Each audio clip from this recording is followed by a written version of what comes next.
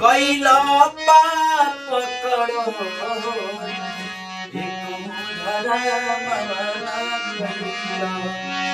कैला पाप करो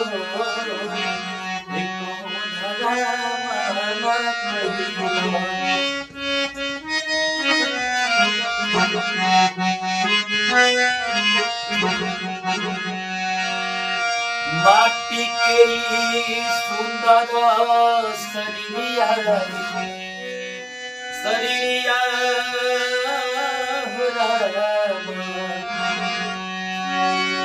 माटी के सुंदर शरीरिया दिहले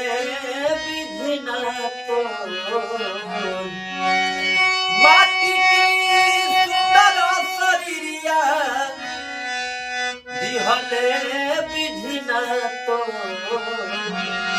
एको धरावाना कैला पाप करो एको धरावाना कैला पाप करो एको धरावाना